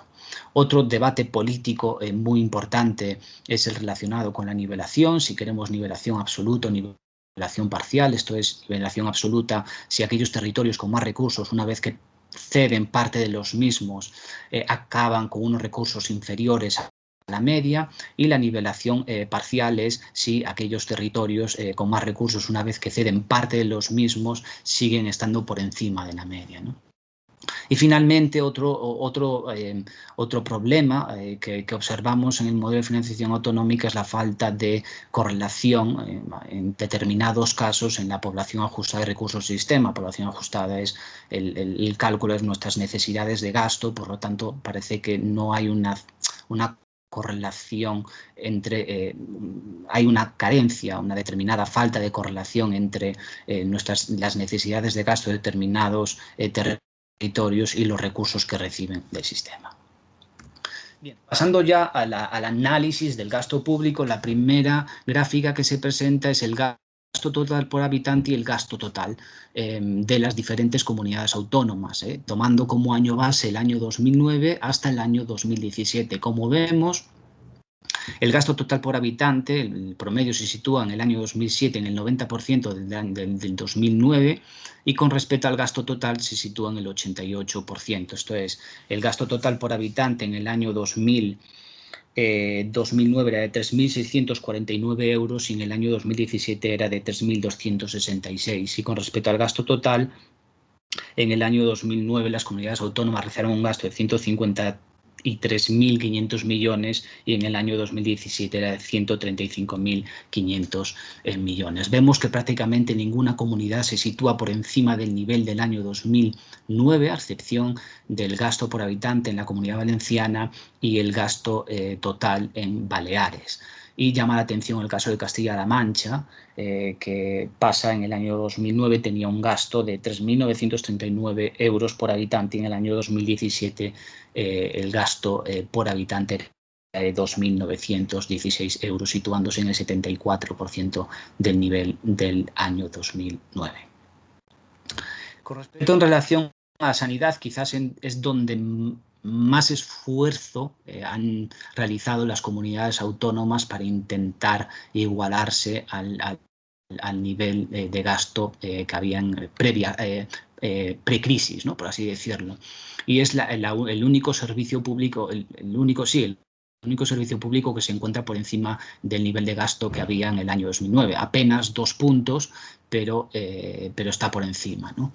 Llama la atención el caso de Castilla y León y Murcia, quienes realizaron un mayor esfuerzo. Castilla y León, por ejemplo, pasa de 1.367 euros a 1.652 euros y el caso de Murcia, que pasa de 1.255 euros a 1.507. Y sin embargo, Cataluña es quien ha llevado una mayor contención del gasto público en esta área. En la actualidad, su gasto, en la actualidad, en el año 2017, su gasto era en 1.328 euros en comparación con los 1.627 euros del año 2009. En el caso de educación, en estos se encuentra por debajo del nivel promedio del año 2009. La diferencia con respecto de las comunidades autónomas con respecto al año 2009 tampoco es muy grande, apenas 5 puntos la que más ha incrementado su gasto con respecto al año 2009, que es Cantabria, que pasa de 912 euros por habitante a 958 euros por habitante. También La Rioja, que pasaría de 799 euros a 830 euros. Y Castilla-La Mancha, que es la que mantiene un nivel más bajo de gasto público en educación con respecto al año 2009. Finalmente, el gasto en los servicios sociales es en donde podemos observar importantes diferencias en las comunidades autónomas. El gasto por habitante en su social promedio aún se encuentra por debajo, muy cerca del nivel registrado en el año 2009, pero aún se encuentra por debajo de ese año, en el 99%. Y destaca, por ejemplo, el incremento notable que ha hecho la Comunidad Valenciana en este gasto, en esta partida de gasto. Es cierto que aunque ha incrementado en casi 52 puntos su gasto con respecto a 2009, la Comunidad Valenciana partía de un nivel realmente muy bajo. Era la comunidad autónoma que menos gasto realizaba en servicios sociales. En el año 2009 la Comunidad Valenciana realizaba un gasto de 130 euros por persona, mientras que en el año 2017 era de 197 euros por persona. Es decir, hubo un incremento muy considerable, pero es que partían de niveles realmente muy bajos, ¿no? Asturias, por ejemplo, en el año 2009 su gasto era de 297 euros por habitante, en el año 2017 su gasto era de 416 euros, duplica el gasto que hace prácticamente la Comunidad Valenciana, ¿no? Llama también la atención el bajo nivel de Castilla-La Mancha, y en el caso gallego, que también tiene un nivel bajo de gasto en servicios sociales. Esto representaría que en el año 2009 el gasto era de 259 euros por habitante y en el año 2017 era de 215 euros por habitante. Como vemos aquí en el apartado de servicios sociales, las disparidades en los territorios son realmente bastante considerables, ¿no? Para resumir, el gasto público autonómico, presento la siguiente tabla. Por una parte tendríamos el gasto total, que pasaría de 153.000 a 135.000, es decir, se situaría en el 88% del nivel de gasto del año 2009. El gasto en sanidad pasaría de 58.559 millones a 58.484 millones, prácticamente estaríamos en el mismo nivel. El gasto en educación aún se sitúa 7 puntos por debajo del que se registraba en el año 2009, y el gasto en seguridad en servicios sociales registra prácticamente un mismo nivel que el que se situaba en el año 2009, ¿no? El gasto por habitante, medio por habitante, se sitúa en el 90% del gasto experimentado en el año 2009, pasando de 3.649 euros a 3.267 euros. En el caso de sanidad, supera un poco el nivel, 2 puntos, el nivel que había en el año 2009. En educación nos situamos 5 puntos por debajo de lo registrado en el año 2009, y finalmente en el gasto medio por habitante en seguridad social nos situamos prácticamente en el mismo nivel del año 2009. Como principales resultados, podríamos destacar que el gasto por habitante se encuentra en el año 2017 en el 90% del gasto realizado en el año 2009. Vuelvo a indicar ahí que si en el año 2009 el gasto por habitante era de 3.649 euros, en el 2017 era de 3.267 euros casi. Esto es una diferencia de 446 euros por habitante. El gasto medio para el periodo 2009-2017 ha sido de 3.224 millones. Esto es una cifra similar a la que proporciona en el trabajo Herrero et al., que analiza este gasto público para el periodo 2002-2012. Esto es, si más o menos, si analizamos el gasto desde el 2002 hasta el 2017, prácticamente el gasto sería el gasto medio que se ha llevado a cabo durante todos esos años. Se situaría alrededor de los 3.300, perdón, sí, 3.224 millones, ¿no? Esto es por persona, perdón, aquí hay un error, 3.224 euros por persona, no millones. Y tan solo el gasto en sanidad se encontraría por encima del gasto realizado en el año 2009. Cuando se analiza el gasto medio realizado para el periodo, se observa que las diferencias entre las comunidades autónomas siguen siendo muy considerables. Por ejemplo, mientras Extremadura realizó un gasto de 3.699 euros, Cantabria 3.658 y La Rioja de 3.511 euros, el gasto medio en Madrid fue de 2.690, en Valencia de 2.840 y en Andalucía de 2.883 euros. Otro aspecto que no se ha tenido en cuenta y que es importante resaltar es que no se ha tenido en cuenta la inflación. Esto es, los datos proporcionados son datos normativos y por lo tanto no se ha tenido en cuenta la inflación que se ha producido durante todos estos años, y si tuviese en cuenta, obviamente, aún estaríamos realmente bastante más lejos del gasto registrado en el año 2009. ¿Qué conclusiones podemos obtener? Bueno, pues que los servicios públicos se encuentran en una situación relativamente débiles por la fuerte reducción del gasto público que se ha promovido durante los años 2010, 2014, incluso en los años posteriores, porque es cierto que se ha incrementado el gasto, pero este incremento del gasto ha sido inferior al incremento del PIB que se ha registrado, ¿no? Por lo tanto, los servicios públicos se encontraban en una situación de considerable debilidad, ¿no? Sigue habiendo una importante insuficiencia de recursos del modelo. Y finalmente es importante poner de manifiesto que una vez finalizado estos paréntesis que estamos viviendo de suspensión de determinada normativa y de expansión cuantitativa, una vez nos situemos con el margen, con el déficit establecido y la deuda pública establecida, realmente no existe mucho margen para llevar a cabo ajustes en servicios públicos fundamentales, ¿no?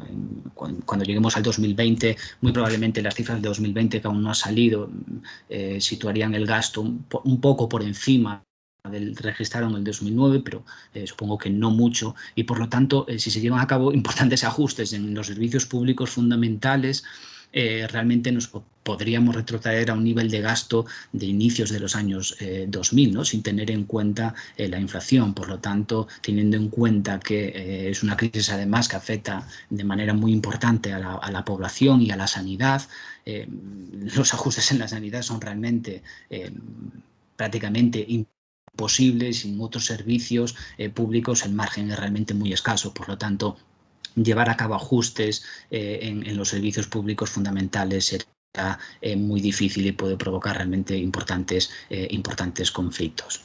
Por mi parte, nada más. Muchas gracias a todos y a todas. Bueno, gracias, Alberto. Efectivamente, vamos muy y por tanto doy a palabra a María Cadaval e a Alberto Vaquero para que fagan a presentación da súa comunicación sobre ética e transparencia na acción de goberno. Gracias. Gracias, María. Sí. Buenos días, gracias, Xavier. Vese e oese, ¿verdad? Sí, hola. Sí, perfecto. Sí, vale, Sí. vale. Sí, bueno, quisiera empezar dando las gracias a la organización y a todos aquellos que han hecho posible que hoy podamos reunirnos virtualmente y seguir celebrando estas jornadas de economía crítica, que si bien es cierto que la organización de un congreso de este calado normalmente tiene grandes dificultades, yo creo que este año esas dificultades se han multiplicado por 2 y por 3, pero el éxito del congreso yo creo que ya lo podemos sentenciar, ¿no? Con lo cual, gracias y enhorabuena a todos aquellos que habéis participado. A mí me ha provocado mucho algunas de las intervenciones anteriores y por lo tanto, Xavier, te pido ya un turno de palabra para el coloquio, un coloquio que creo que va a ser interesante y por lo tanto yo pretendo gastar nada más que lo estrictamente necesario para hacer la presentación de lo que Alberto y yo hemos trabajado, porque está en línea con esto que ahora estaba planteando Alberto, con lo que antes planteó John y un poco en la línea de todas las presentaciones anteriores, porque de lo que se ha hablado aquí es fundamentalmente de ingreso y gasto público. Bien, cuando Alberto dice no tenemos mucho más margen de maniobra, yo niego la mayor, es decir, no estoy de acuerdo. Tenemos muchísimo margen de maniobra tanto en el lado del ingreso como en el lado del gasto. Lo que ocurre es que hay que revolucionar la administración desde esos dos puntos de vista y hay que darle una vuelta al statu quo porque no podemos seguir evidentemente en esta situación, ¿no? Entonces, desde un punto de vista estrictamente institucional, hay una cuestión que lleva tiempo rondando nuestra cabeza, Alberto y mía, cuando nos enfrentamos a este problema y a esos datos que ahora acaba de exponer Alberto, ¿no? Evidentemente he tirado mano de una cita que pongo en la advertencia y que es una provocación para que no haya lugar a confusión alguna, ¿no? Decía un politólogo muy conocido, Huntington, en el año 68, que en términos de crecimiento económico la única cosa peor que una sociedad con una burocracia rígida, sobrecentralizada y corrupta es una sociedad con una burocracia rígida, sobrecentralizada y honesta. Es decir, que un poco lo que establecía Huntington es que la corrupción de alguna manera es el lubricante que necesita la burocracia para permitir, ¿no?, que la economía funcione. Evidentemente esta visión fue superada pues pronto, afortunadamente, ¿no? Y lo que está encima de la mesa de manera continua es la revisión de la burocracia, del marco normativo, para que precisamente evite una parálisis desde el punto de vista administrativo y por lo tanto también desde el punto de vista económico. Últimamente, y digo últimamente, y me estoy ya retrotrayendo al informe Nolan en el año 95, se discute mucho y se habla mucho de una noción que evidentemente tiene que estar encima de la mesa, que es la de la ética, ¿no?, la actuación de la administración y los principios éticos que deben regir la administración.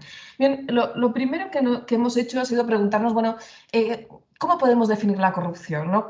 ¿Cuánto pesa la corrupción, ¿cómo podemos medir esa corrupción? Bueno, pues lo de la corrupción es una cosa parecida a lo de la economía sumergida. Cuando nos aproximamos y decimos que en España más del 20%, entre un 20 y un 25% de la economía está sumergida, evidentemente es una estimación, porque precisamente porque está sumergida no se puede medir exactamente, pero sí se puede aproximar. Del mismo modo que se puede aproximar el concepto de corrupción. Y el concepto de corrupción fundamentalmente pivota nuestro modo de ver por 3 elementos. Por un lado está el abuso de poder, por otro lado llevar el abuso de poder al ejercicio de las funciones públicas y, en tercer lugar, que es lo más visible, ¿no? Es ese beneficio propio o beneficio de un tercero fácilmente identificable que genera la corrupción. La respuesta de cuánto cuesta la corrupción nos da la Comisión Europea, que estima que esa corrupción cuesta alrededor de 120.000 millones de euros al año en los 27 países de la Unión. Pero si vamos al desglose de esa estimación, vemos que fundamentalmente hay un agujero negro, ¿no?, de corrupción que se concentra fundamentalmente en una parte de la administración, que es la parte de la contratación pública, hasta el punto de que bueno, pues casi 2/3, ¿no?, de esa corrupción está de manera directa o indirecta relacionada con esa corrupción pública. Bien, si tenemos en cuenta que la contratación pública pues significa o tiene un peso relativo del 14% del Producto Interior Bruto de la Unión de los 27, pues podemos imaginarnos cuál es la dimensión de este problema, ¿no? Bien, ¿cómo se manifiesta? Pues de nuevo aquí nos encontramos con un problema de medición, porque además estas manifestaciones se han ido sofisticando a lo largo del tiempo.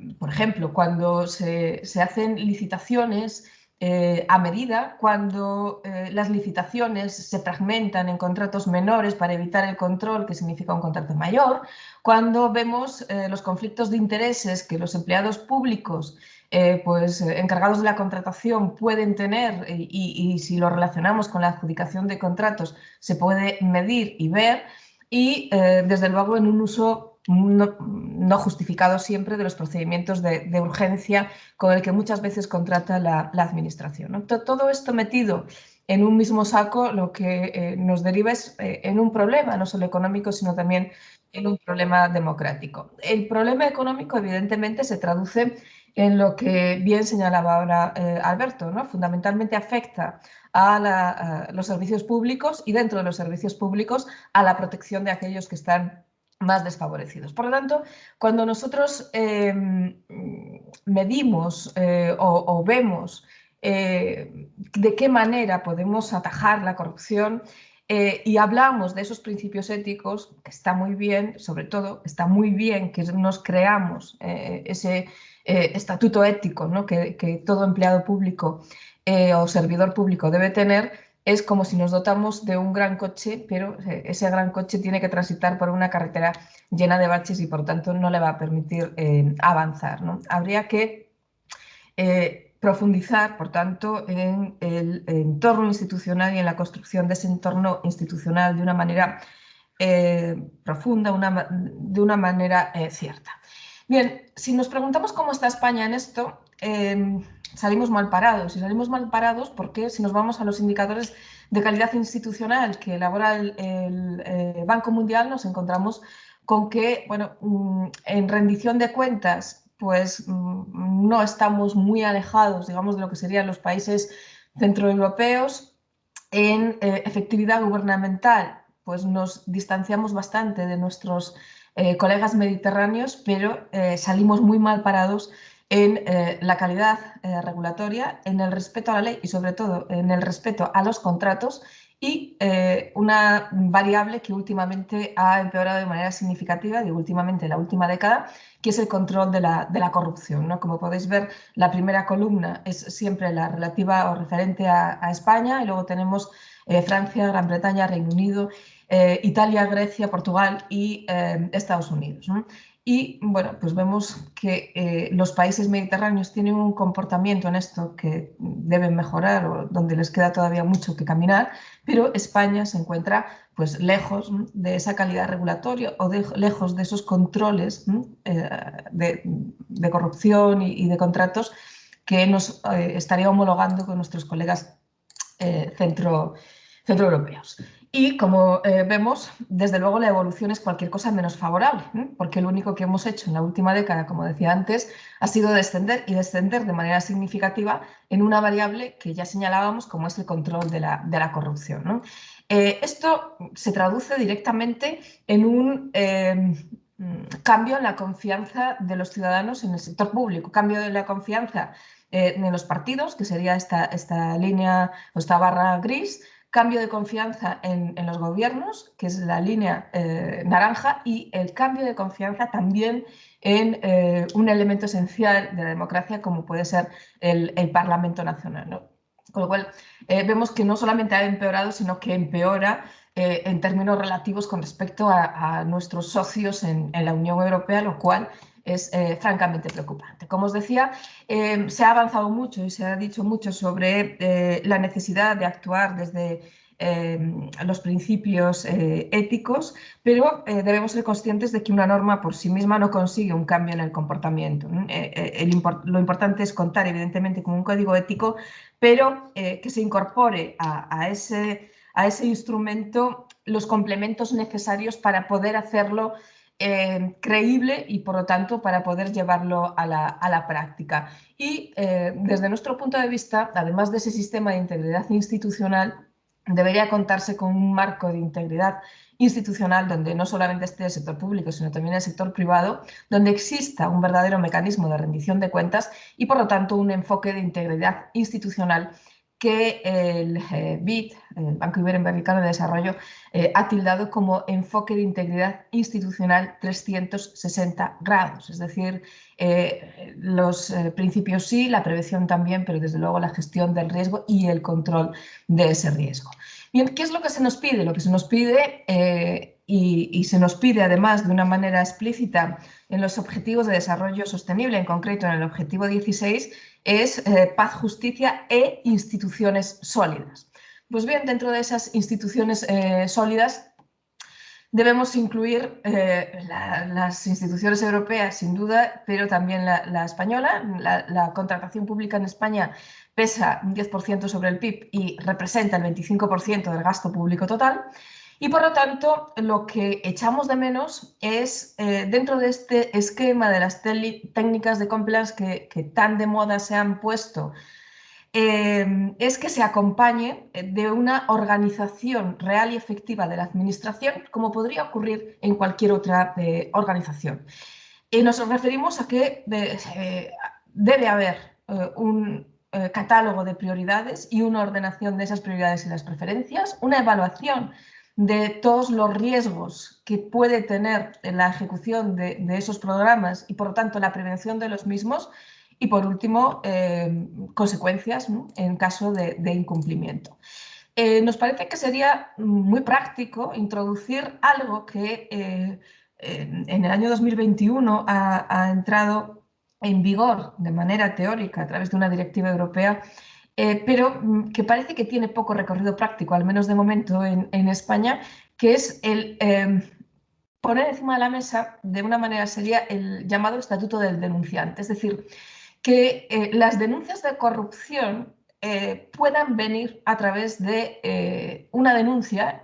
Para que eso se produzca tiene que haber un canal a través del cual realizar esas denuncias, tanto dentro como fuera de la administración, y desde luego que esas denuncias tengan, en primer lugar, garantías y, en segundo lugar, recorrido dentro de la administración. Bien, para ello y de manera complementaria nos parece que sería recomendable introducir, junto con ese estatuto del denunciante, una oficina real de evaluación de proyectos, ¿no?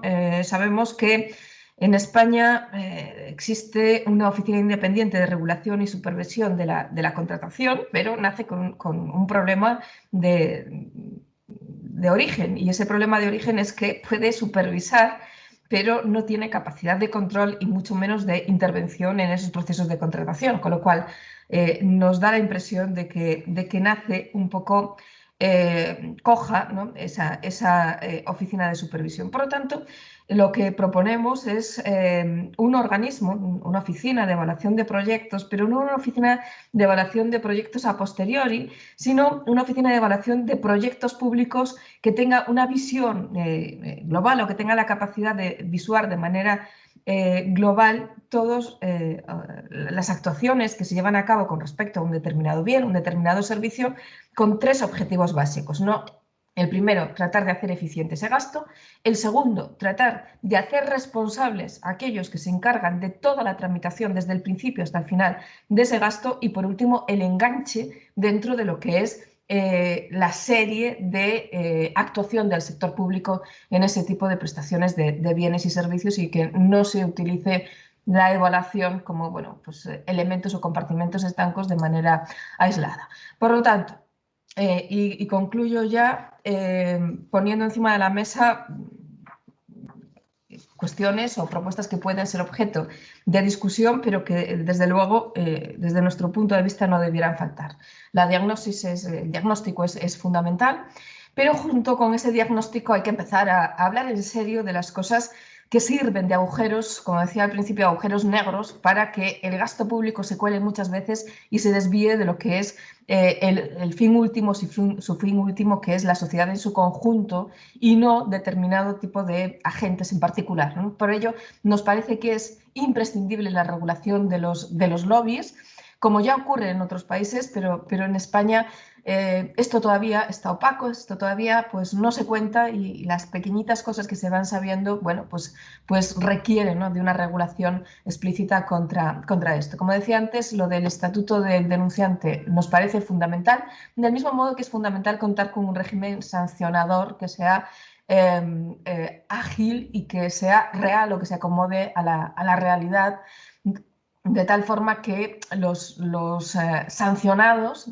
puedan responder casi en tiempo real, ¿no?, de las cuestiones, y no 10, 15 o 20 años después, cuando ya estamos a otra cosa. Es evidente que detrás de todo esto hay una necesidad, y es que los ciudadanos tienen derecho a acceder a la información de aquello que hace el sector público, y sobre todo a que se le rinda cuentas de a qué se destinan el dinero público. Y una última propuesta, que probablemente quede como un brindis al sol, pero hay que decirlo, es imprescindible deslindar el ámbito de la administración del ámbito de gobierno. Debieran ser 2 ámbitos bien separados, e incluso, me atrevo a decir, y aquí ya también provocando un poco, debiera romperse, ¿no?, ese vaso comunicante que existe muchas veces entre la administración y el gobierno, o lo que es lo mismo, la administración y la política. Lo dejo aquí y quedo a vuestra disposición para lo que queráis comentar. Bueno, moitas gracias, María.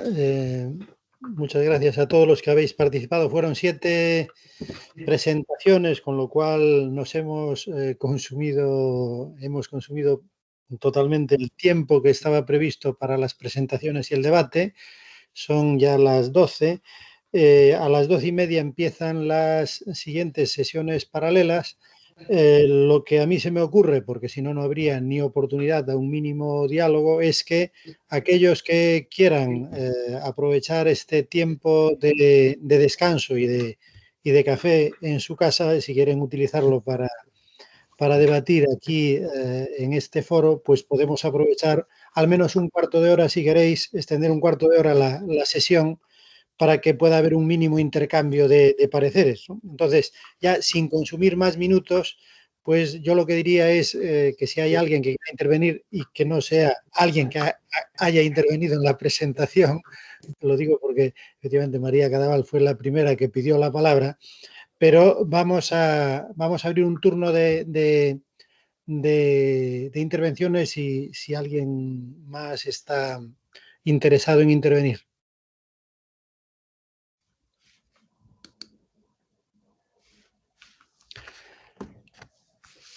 ¿Alguien toma la palabra? Raquel, adelante.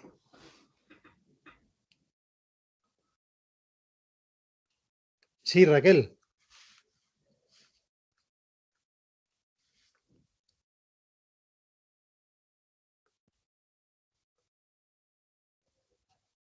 Bueno, parece que Raquel pedía la palabra, pero no escucha, ¿no?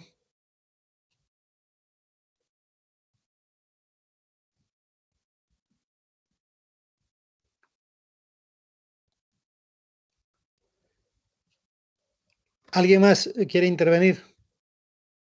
Visto que Raquel no, por alguna razón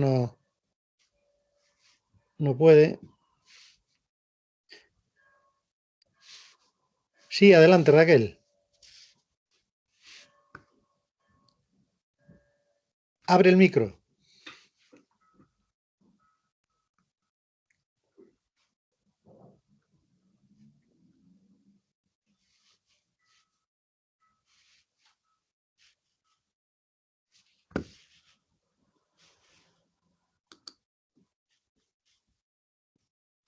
Bueno, lo dicho. ¿Alguien más quiere hacer uso de la palabra?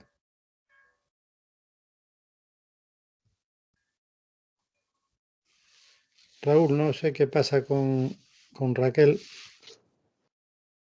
Hola. Sí, Sí. Adelante. Bueno, a mí me gustaría una curiosidad en la intervención que ha hecho Bruno Blanco sobre el tema de la segregación educativa. Bueno, pues ha mencionado así como un poco de prisa lo de la falta de referentes en la familia y la influencia que esto podía tener en las expectativas educativas. No me ha dado tiempo a saber en concreto qué ha dicho y me gustaría que me aclarara si eso tiene un papel importante o no lo tiene, porque no lo he conseguido pillar muy bien. Y nada más, agradeceros a todos vuestras intervenciones. Entonces, adelante. Tenemos poco tiempo. Hola, muchas gracias por la pregunta. La Constitución o el imaginario de los referentes a nivel educativo son fundamentales. De hecho, hay una corriente de investigaciones que están enfocadas en la disciplina STEAM, les llaman, que justamente hablan de ciencias, tecnología, y lo que se quiere insertar o incorporar es una figura femenina, por ejemplo, que sirva de referente, por ejemplo, científicas, investigadoras, ingenieras, que sirvan para alentar a esas niñas que están en las aulas a querer trabajar en ese tipo de disciplinas. De hecho, hay una confusión bastante grande. Ya os adelantaba antes que había cierta desinformación en el alumnado y además que tienen 15 años cuando están realizando el informe PISA y confunden muchas veces cuáles son las competencias que necesitan para hacer determinados trabajos.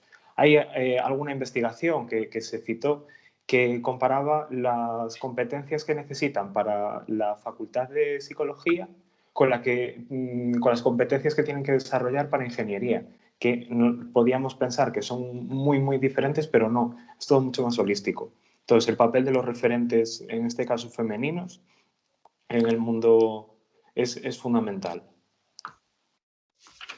No sé si alguna aclaración más. ¿Alguna intervención? Gracias, Bruno. ¿Alguna intervención más? ¿Sí?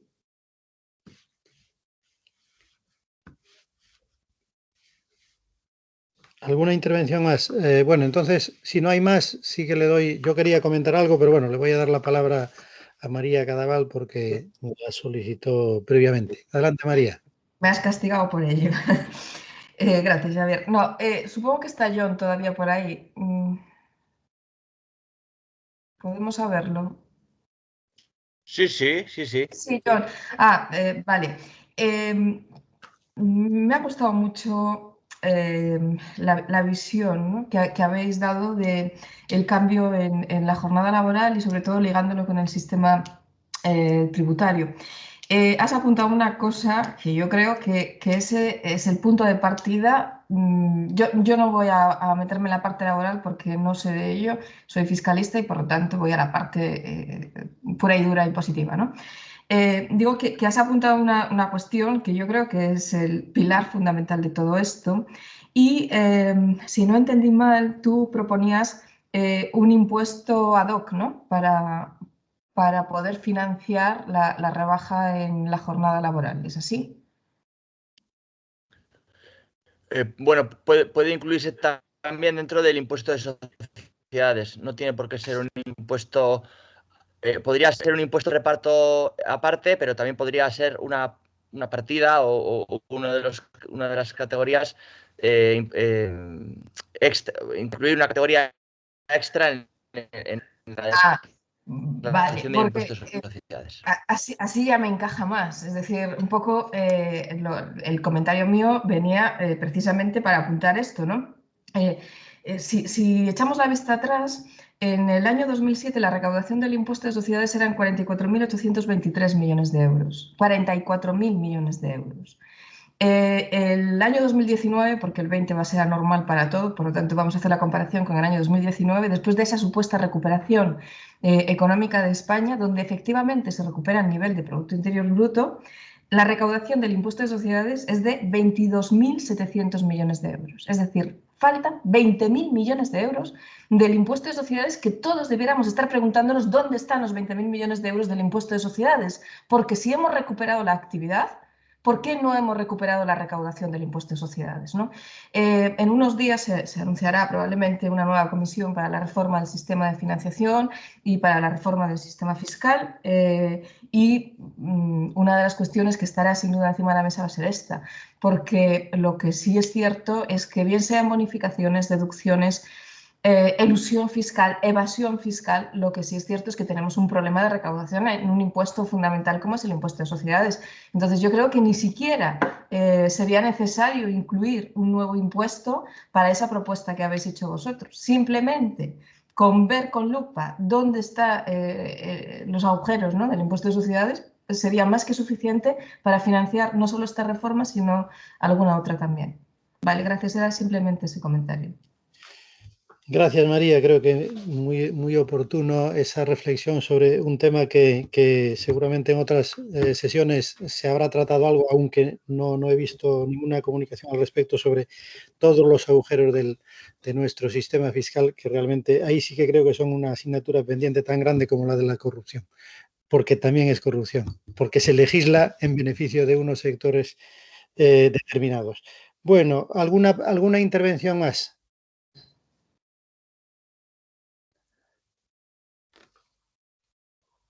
Yo, una reflexión para la presentación que hizo John sobre la reducción de la jornada laboral. Yo lo que me parece muy interesante un aspecto de su propuesta, que es la de distinguir claramente entre los sectores y actividades intensivas en mano de obra y las intensivas en capital. Eso creo que entronca además muy bien con las necesidades de una reconversión del sistema productivo hacia sistemas más sostenibles. Obviamente los sistemas más sostenibles, pensando en la economía circular y las actividades circulares, son en general actividades intensivas en mano de obra, con lo cual favorecerlas en este tipo de reformas sería una forma también de reforzar una transición hacia la economía circular o una economía más sostenible. Pero me gustaría que ese aspecto se explicitara incluso en el diseño de la propuesta de la reducción de la jornada de trabajo, vinculando la cuestión del trabajo y no solo las cuestiones de bienestar, sino también de bienestar ambiental, ¿no?, y de sostenibilidad de la economía. Yo creo que sería interesante una vinculación más explícita entre las dos cuestiones. Y la otra, una cuestión que sí es importante reflexionar es que cuando planteamos una reforma a nivel de un país y la orientamos con este tipo de criterios, eso lleva sin duda a una redistribución de las actividades productivas y del perfil de especialización. Pero claro, cuando tenemos esto en cuenta en el marco europeo, ahí creo que pueden surgir problemas, ¿no? Pueden surgir bastantes, digamos, vías de digamos que pueden tener efectos perversos en la dinámica de la economía y del empleo, y no sé si el planteamiento que ellos hacen se hace pensando en una reforma al interior de un Estado o si se plantea como una reforma al menos a nivel europeo.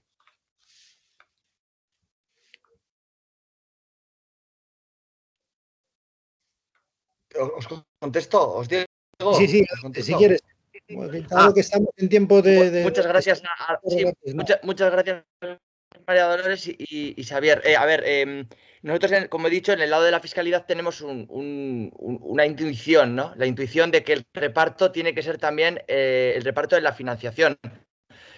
En su momento hicimos un artículo sobre la evaluación de las leyes Aubry en Francia, en la revista Lana Remanac, y se ve muy claro que el modelo de financiación francés fue un modelo claramente el Estado subvencionó esa creación, esa reducción la pensó parcialmente para los bajos salarios.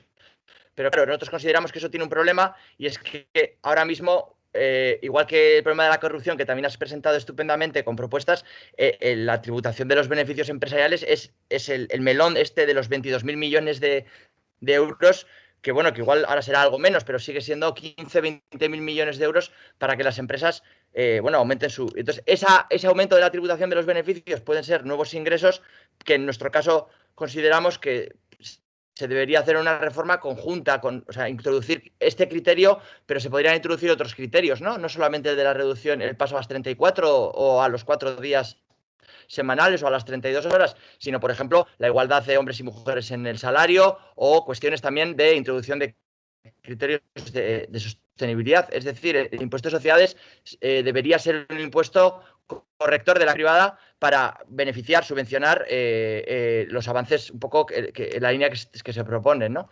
Y luego, Xavier, sí que me parece que nosotros, por ejemplo, todo el trabajo de intervención en Navarra lo hemos hecho de la mano de un colectivo intersindical en Navarra que se llama Banatu Taldea. Banatu es repartir en euskera, y ellos son una iniciativa, de hecho, decrecentista, que todo el rato, a nivel activista, a nivel de reflexión militante y también de artículos periodísticos, introducen la cuestión de que para avanzar a un mundo donde podamos trabajar menos, donde la producción mercantil pierda peso, donde haya más tiempo para cuidar, la reducción del tiempo de trabajo es una reforma bastante amplia. Es decir, además de que generaría nuevos recursos para la seguridad social, además de que generaría más posibilidades para repartir el trabajo mercantil y el de cuidados mejor entre hombres y mujeres, también permitiría, como no, que la cuestión ecológica tuviese mejoras sustanciales, más que nada porque el tiempo para trabajar, el tiempo mercantil, es un tiempo mucho más consumidor de recursos que el tiempo de descanso o que el tiempo de cuidados, que es mucho más intensivo en trabajo, intensivo en bienestar y nada. Y la pauta de especialización, nosotros seguimos, como no, la línea de Nacho Álvarez, ¿no?, que nos parece que tiene que ser nuestra referencia ahora como secretario de Estado, es la de que una economía que sea capaz de mejorar la parte salarial y que sea capaz de hacer una reforma fiscal para que los beneficios paguen más impuestos y el trabajo pague menos, o por lo menos los trabajadores que tienen bajos salarios, y debería llegar un momento en que igual el IRPF les debería dar a devolver, pero no a devolver como les da ahora, sino con una, por ejemplo, impuesto negativo o renta básica o renta mínima que podría ser aplicada sin ningún problema. Hace falta un mix de políticas, como dice nuestro amigo Ricardo Molero, en el cual la reducción del tiempo de trabajo tiene que ir acompañada de otros aspectos. Pero bueno, cada cual tiene que diseñar y tratar de hacer avanzar una línea de política y bueno, pues todos a una fuente ovejuna, ¿no?, que se dice por allí. Bueno, pues como ya estamos muy sobrepasado el tiempo que teníamos asignado, os agradezco a todas y a todos las presentaciones que habéis hecho y las participaciones en este coloquio, que ha quedado realmente un poco disminuido. Espero que tengamos ocasión a lo largo del día de hoy o en futuras ocasiones, pues, de seguir debatiendo sobre los temas tan interesantes y apasionantes que colocasteis encima de la mesa. Muchas gracias a todas y continuamos luego en las sesiones paralelas que hay a las 12:30. Muchas gracias. Chao. Gracias. Adiós. Bueno, Gracias. ánimo, hasta después del café. Hasta luego.